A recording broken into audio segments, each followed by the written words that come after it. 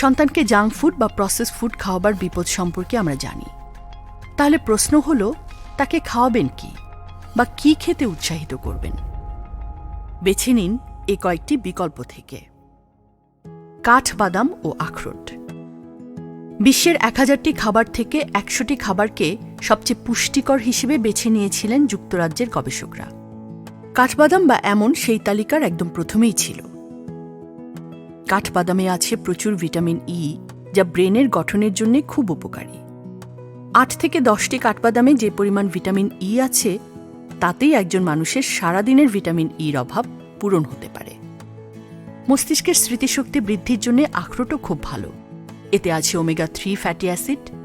ব্রেনের বাড়তি প্রোটিন ছড়িয়ে স্মৃতিকে চাঙ্গা করতে সাহায্য করে আখরোট।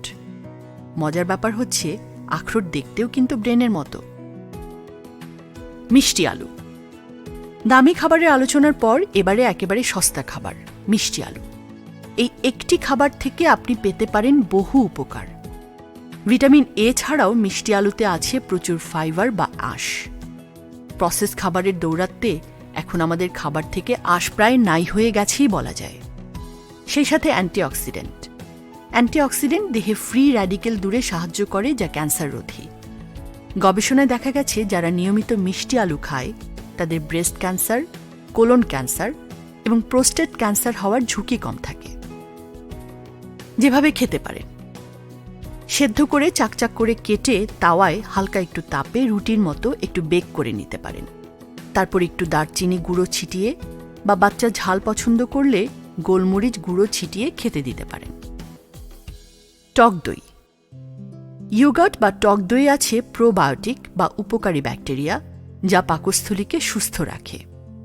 এছাড়া গবেষণায় দেখা গেছে, টক দই উদ্বেগ এবং বিষণ্ণতা হ্রাস করতে পারে।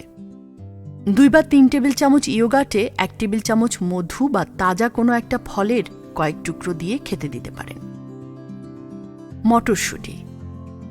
সেরা 100 খাবারের তালিকায় মটরশুঁটিও ছিল।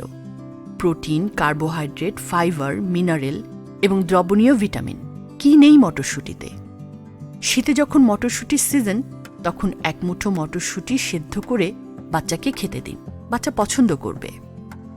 সিজন যখন থাকে না, তখনকার জন্য অনেকে রেফ্রিজারেট করে রাখেন মটরশুঁটি। সুযোগ থাকলে সেটাও করতে পারেন। পালং শাক।